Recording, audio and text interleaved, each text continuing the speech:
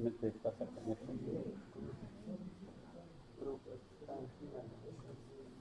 Sí. Buenas noches con todos, muchas gracias por su presencia. En realidad la charla que vamos a tener ahora es una charla innovativa, porque bueno, se ha venido hablando de petroquímica en los últimos 10, 15 años. Entonces la idea no es entrar a hablar de petroquímica desde un punto de vista técnico, ingeniería, porque ese no es el problema. El problema es que se necesita la petroquímica y las condiciones de hoy en día son diferentes desde hace 10 años. Ya desde 2009 nace la necesidad y la viabilidad de hacer petroquímica. Acuérdense, en 2009, cuando salen algunos decretos, resoluciones, etcétera, que inclusive tuvieron presencia de empresas privadas y ya habían fijado inclusive el layout y dónde iban a desarrollar estas inversiones para producir la petroquímica del metano para fertilizantes y del etano también para polietileno. Pero bueno, el tiempo pasó, no se tomó decisiones y finalmente renace otra vez eso en 2012, más o menos, cuando la empresa privada realmente toma interés, viene al Perú, inclusive hizo estudio de impacto ambiental y no hubo un final feliz en el acuerdo de la valorización prácticamente de la materia prima, porque el dueño de la molécula es una empresa y hay que negociar qué valor se tiene que comprar de eso para poder utilizarlo como materia prima. Entonces, más o menos ese es el contexto y se ha venido hablando mucho, el ingeniero Mayorga, el ingeniero Navarro, el ingeniero Vergate, etcétera. Pero hoy en día, como vuelvo a repetir, ya las condiciones son diferentes, porque aparece lo que se llama la seguridad agroalimentaria. Eso le da un vuelco total a la visión clásica de que si se debe hacer petroquímico o no. Ahora está en boga la inseguridad alimentaria y por lo tanto el Estado tiene que tomar decisiones para superar esto, no solamente aquí y ahora, sino en los próximos años, porque esto tiene para rato. Entonces, la industrialización del gas natural, retos y propuestas de su uso en petroquímica, seguridad alimentaria, ya dio un adelanto el ingeniero Mayorga en su exposición de la viabilidad. Y en ese sentido, también podemos decir, tener en cuenta, digamos, tres factores que determinan los mercados mundiales de fertilizantes y la evolución de los precios, ¿no? En primer lugar, los elevados y volátiles precios. Y ahí tenemos una gráfica que también en la exposición del ingeniero Mayorga mostró cómo el Henry Hub ha ido variando para tener una caída por el 2010, 2012 y nuevamente levantar ahora ya a valores altísimos, ¿no? Entonces, esto es algo muy importante. Lo otro son las políticas comerciales y encarecimiento de transporte. Entonces, ya la bibliografía y los analistas han demostrado y han visto de que ya con el COVID hubo un incremento de los fletes y ahora se ha agravado más por el conflicto geopolítico de Rusia con Ucrania. Y eso ha llevado pues a una restricción de ese problema de la disponibilidad de ese producto. Entonces ya vamos viendo que hay una sinergia entre la existencia y la demanda de gas natural y fertilizantes, porque del gas natural se sacan los fertilizantes. Y Rusia, como uno de los países líderes, maneja esta situación y ha hecho un impacto a nivel mundial. Y el Perú no estamos, digamos, alejados de ese impacto, ¿no? Y el tercer punto es los precios elevados de los cultivos y asequibilidad alta. Entonces, los precios se han ido incrementando, como todos nosotros habremos escuchado por las noticias, tanto nacionales como internacionales, y eso ha venido a preocupar mucho porque tiene un golpe económico en todo el país y también va a repercutir en un alza de precios de alimentos que va a la sociedad, le va también a causar un problema. Y acá ya aparece también una gestión de responsabilidad social del Estado para poder amortiguar esos impactos. Y para poder amortiguar esos impactos, definitivamente el Perú tiene que ser independiente, no puede ser dependiente, porque ya se está demostrando que esa dependencia Es lo peor que puede pasarle a un país desde el punto de vista energético. ¿Qué es la seguridad alimentaria? Bueno, la FAO ha hecho una definición que yo he querido acá reproducir, que habla del acceso de un punto de vista permanente, ¿no? Tiene que haber un acceso a la seguridad alimentaria, a los alimentos, en cantidad suficiente también, o sea, la oportunidad también, y nutricional, vale decir que de un valor agregado a la salud de la gente, y así llevar una vida activa y saludable. Eso es lo que se llama la seguridad alimentaria. Y justamente esta falta de fertilizantes hace pues, de que haya una inseguridad alimentaria que nos está afectando ya con el alto precio y no se ve, digamos, una escasez, pero sí hay algunas tendencias que pueden tener un dolor de cabeza y el Estado ha hecho un esfuerzo grande últimamente en tratar de hacer licitaciones que lamentablemente no han salido como se quisieran. Pero eso pone de relevancia ya la necesidad de hacer un planteamiento claro y producir nuestros propios fertilizantes. ¿Cómo lograr, digamos, esta seguridad agroalimentaria? Definitivamente se tiene que tener una visión evolutiva, ¿no? De lo clásico, convencional que se ha venido hablando hasta antes de la pandemia, y por lo que he comentado hace unos minutos, ya una visión futura, porque no sabemos qué va a pasar de acá a 10, 15, 20 años, y no podemos estar sujetos a que nuevamente hay una variable geopolítica que nos afecte. Como que también puede haber un problema ambiental en el país, ¿no? Que de una manera u otra puede causar ese problema. Y definitivamente evitar la dependencia. Nosotros importamos prácticamente toda la urea y debemos suplir con producción nacional todo aquello que se importe. Creo que eso fue uno de los mensajes que dio el gobierno en tratar de reactivar, digamos, el aparato productivo nacional, diversificarlo, para desplazar lo que se pueda de lo que estamos importando. Por ejemplo, puede ser el petróleo como un ejemplo, que Perú también depende mucho y hay que producirlo. Entonces, en este sentido, también la producción nacional de fertilizantes y otros es una alternativa. ¿Por qué y para qué la petroquímica? Bueno, hay que tener en claro que son dos puntos claves para asegurar la seguridad alimentaria agroenergética del Perú. ¿Por qué es la palabra agroenergética? Porque siempre va de la mano el costo de la energía y el impacto asociado al gas natural y si la urea es producto del gas natural, por consiguiente también va a tener esa performance.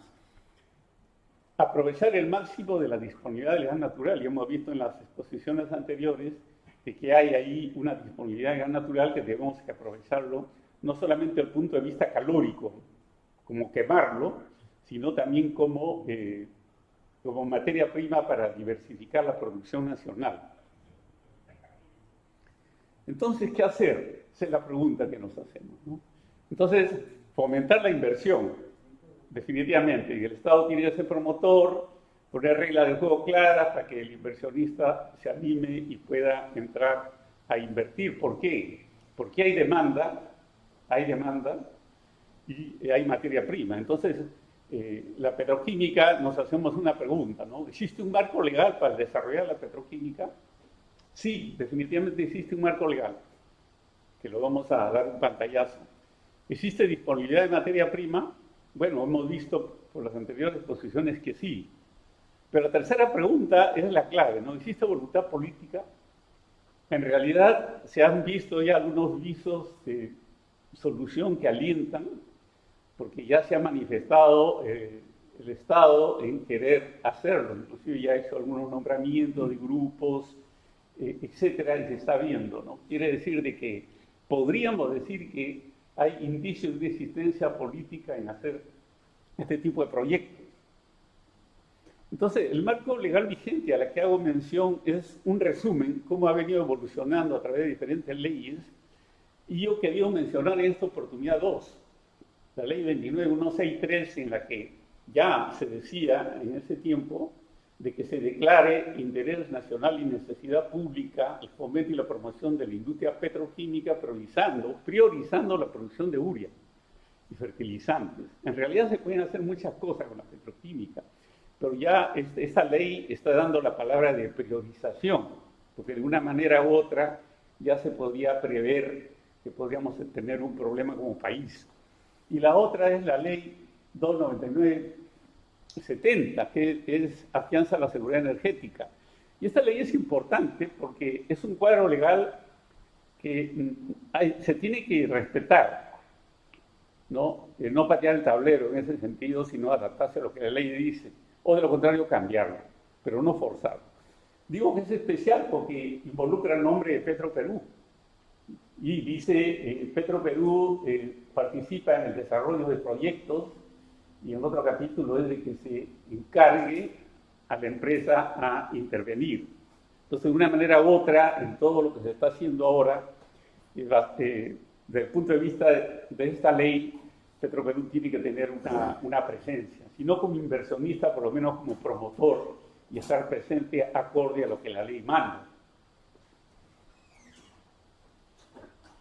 La pregunta que he querido presentar acá es, ¿qué tenemos actualmente en el sector agrario? Porque siempre se hablan de aspectos técnicos, se hablan de necesidades en formas teóricas, pero muy poco a veces nosotros entramos y decimos qué tenemos, ¿no? Entonces, bueno, el sector actualmente agrario peruano, en el PAI, en el gráfico a la derecha, son 2 millones de hectáreas cultivables, según he visto ahí en un informe de Mingra, en el cual el 16% está en Oriente, 31% en el norte, 22% en el centro y 31% en el sur, con, entre comillas, la mayor expectativa de demanda de urea es en el norte. Por lo tanto, hay un valor de producción de muchos miles de millones de soles al año en el sector agropecuario, ¿no? Tanto en el sector agrícola como en el pecuario. Y ese valor de producción, el 62%, está centrado en nuevos departamentos, donde La Libertad y San Martín son los más que aportan como valor de producción, para tener una idea del impacto, beneficio, costo de este tema. Ahora, ¿por qué decimos que tenemos una dependencia agroalimentaria o un riesgo agroalimentario? Entonces hay un gráfico que he querido mostrarlo como un índice, un indicativo que ha ido cayendo, ¿no? Las principales importaciones, por lo que hemos comentado, altos precios, falta de disponibilidad, gestión no óptima para adquirirlos, y de una manera u otra eso ha golpeado y ya se nota una deficiencia, un déficit en la cantidad que se necesita, por lo menos de urea, porque son como 10, 12 tipos de fertilizantes, pero queremos centrarnos un poco en la urea para demostrar que es necesario hacer una inversión. Y ahí en el gráfico a la derecha también he querido mostrar una evolución compartida, ¿no?, entre el spot de Henry Hub y el precio de la urea. Más o menos tiene una cierta lógica, un paralelismo, que obviamente en el 2020 se rompieron todos los cánones, y vemos de que efectivamente, ¿no?, cuando sube uno, sube el otro, lo arrastra, porque eso sirve como un indicativo para valorizar el precio. Entonces, ahorita, si nosotros queremos hacer petroquímica, uno de los problemas que se van a presentar es la valorización, ¿no? Porque ahorita, según visto en la página web de la SUNAT, la urea se está importando en dólares CIF, vale decir el buque que está acá en el mar, en 800 o algo más de dólares por tonelada. Bueno, según también una información rápida que he podido ver ahí en la página web de la aduanera de la SUNAT, la importación de urea de enero a octubre de este año tiene un up-down y ha ido decayendo y se está tratando de retomarla, ¿no? Pero lo más importante es ver, miren, a qué países le compra, pero de enero a octubre de este año, ¿no? Entonces, Alemania, Estados Unidos, Colombia, Indonesia, China, etcétera, Rusia en menor escala, por las razones que estamos hablando, y esa dependencia hace que nos tengamos como países atados de manos si podemos conseguir o no de un tercero. Entonces eso es peligroso, ¿no? Entonces el total de importaciones, solamente hablando de urea, es del orden de 179 millones en dólares CIF, y el precio promedio es de $600 CIF por día calendario, digamos, el gasto que se hace, ¿no? Ahora, también, ¿por qué decimos que somos un país vulnerable? Por la volatilidad de los precios. Miren, hay unos gráficos, el gráfico a la derecha lo indica todo, representa los otros dos. Cómo en los diferentes departamentos y en los diferentes productos se ha incrementado entre un año y otro, según un estudio que es el Ministerio de Agrario, que va desde 70% hasta 200% del precio. Y esto golpea mucho la economía, pues, de las regiones, ¿no? Y estamos hablando de miles, entre 3.000 y 5.000 soles por tonelada en los diferentes sitios y también en los diferentes productos, ¿no? Entonces, aparte de que tenemos la inseguridad, tenemos la vulnerabilidad. Entonces, son dos aspectos que hay que superarlo ahorita. ¿Qué tenemos ahorita como gas natural? Un esquema para tener una idea que salen el gas natural de los lotes y van a una planta de separación líquido-gas. Por un lado se saca más o menos el 40% de líquidos, en las cuales está ahí el GLP, otros productos líquidos, y los gases que ahorita se están distribuyendo, tanto para exportación como para el consumo nacional. Pero hay un reciclo que ha llamado la atención ya a muchos técnicos, a muchos analistas, de la cantidad de reinyección que se está haciendo. Según este informe de boletín al primer trimestre, está en el orden de 22%, más o menos lo que está retornando, ¿no? Entonces siempre hay un alto retorno, que puede variar un poco, pero es alto. ¿Y qué es lo que se quiere con esto? Bueno, aprovechar esa disponibilidad de la reinyección, si se quiere, o de mayor producción hasta donde dé, para poder tomar 10% de gas natural seco para producir la petroquímica del metano. Un estimado. Entonces, ese 10% lo vamos a ver en otro cuadro, y este es un primer esquema y conclusión que podemos dar, ¿no? Que sí existe la materia y hay que tomar y hay que analizar qué volumen, si es suficiente o no. Bueno, hay antecedentes de escenarios viables de desarrollo, esto ya tiene muchos años. Este gráfico es de Proinversión, donde ahí están las diferentes empresas que tuvieron la intención de invertir, y no es nada nuevo, solamente hay que revisar los niveles de inversión, dónde va a estar ubicada la planta y qué producto va a producir y qué volúmenes, ¿no? Y de eso se trata, creo, este interés del gobierno en actualizar todos estos proyectos, ¿no? Y este es el cuadro matriz de esta exposición. Poniendo como ejemplo en el cuadro planta 1 y planta 2, que lo que ya en el 2009 se habían puesto algunas resoluciones de carácter legal a dos empresas, a CF Industrias y Nitratos. La planta 1 inclusive sugería que podría ser puesto en Juan de Marcona para esos niveles de producción de urea y amoníaco, y la planta 2 también en Paracapisco, ¿no? Pero la relación de beneficio-costo en relación a materia prima producción, en función a los volúmenes de producción que están indicados ahí, se necesitaría un promedio de 10% de la producción total de pozos para producir esa cantidad, más o menos. Si se produce más gas. Entonces lo que hay que definir es cuánto, volúmenes, y en qué lugar va a estar posicionada la planta. Eso justamente es lo que tienen que hacer ya los especialistas que van a manejar esto, ¿no?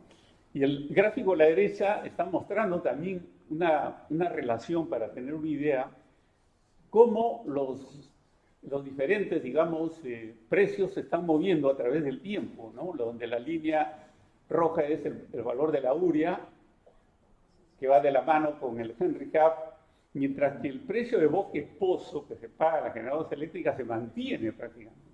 Entonces, como primera conclusión que podemos sacar y propuesta es ¿a qué precio debe valorizarse el gas natural para la petroquímica? Pensamos que a un precio de gas natural a Bosque Pozo, que ya el señor Mayor lo presentó en su cuadro, que está en el orden de 1.8 dólares por millón de BTU. Entonces, si esto ya está funcionando y dada la situación que tiene el país especial actualmente, tiene que estar conllevado a un costo de la materia prima que sea un atractivo de inversión y no esperar lo que pasó hace años, que el costo era muy alto y ya no era competitivo y bueno, se tuvieron que retirar los interesados y quedó en stand-by. Pero ahora nuevamente se abre la expectativa y es probable que esas mismas empresas u otras puedan venir y tratar de invertir, ¿no? Entonces, como primera tarea, la básica para el gobierno sería negociar con el productor, el dueño de la molécula, un precio competitivo que pensamos que debe ser a precio de boca de pozo. Entonces, como conclusiones, sí existe un marco legal, sí existe disponibilidad de materia prima, sí existe una demanda de mercado nacional, obviamente, sí existe indicio de voluntad política, porque ya salió una resolución, la 019 de Produce, que pone en evidencia ya su voluntad de hacerlo. La otra conclusión es que se negocie con el productor del precio del gas para la petroquímica a boca de pozo, con otro costo de transporte y distribución, obviamente, que ya no va a ser 1.8 dólares, de repente pueden ser 4, 3.8, 4, 4.5. Pero aún así serían costos bajos y competitivos, ¿no? Y la tendencia a la baja de los precios de shale gas dificulta los proyectos de inversión privada. Bueno, este es un comentario que sucedió una vez y de repente podría suceder otra vez, no lo sé, pero va a depender de la estrategia del Estado de negociar bien contractualmente con el dueño de la molécula del gas, en este caso Camisea, ¿no? Y finalmente las recomendaciones, ¿no? Consolidar una comisión permanente multisectorial. Tengo entendido que están ahí un grupo, están trabajando, pero eso hay que fortalecerlo, altamente calificada y con experiencia, para primero certificación de las reservas del gas. Tiene que ser algo certificado por empresas veedoras especialistas para despertar, digamos, la credibilidad. Otra es negociar con el productor nacional de gas natural un precio como materia prima para la petroquímica a precio de boca de pozo, vuelvo a repetirlo. Evaluar el layout, o sea, más conveniente, dónde deben estar puestas las plantas, en función a lo que tenemos ahora y también a SIDGAS, que ya debe ser un proyecto por diferentes razones, también por seguridad energética, su construcción, ¿no? Entonces, ya muchos analistas han dicho de que es un alto riesgo energético este solo ducto, porque si se paraliza por A o B, la mitad del país se queda sin nada de electricidad, ¿no? Y finalmente, revisar y ajustar los términos contractuales, que no están de más, pero los de producción de gas natural para masificación. Por otro lado, hay una serie de... ahí están las referencias que he puesto, exposiciones de referencia ya que han hecho varios ingenieros en diferentes oportunidades, algunas páginas ahí de relaciones para poder ver información y unos anexos que por falta de tiempo ya no podemos mostrar, pero que están ahí. Y la asociación lo va a colgar en su página web para que puedan bajarlo y analizar con más calma esto. Eso sería todo. Muchas gracias.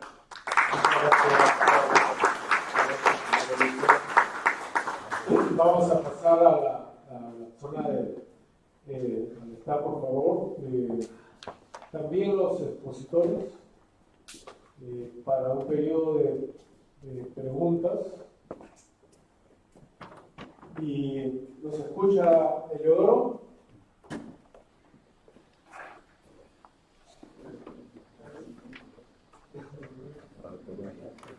Bueno, vamos a hacer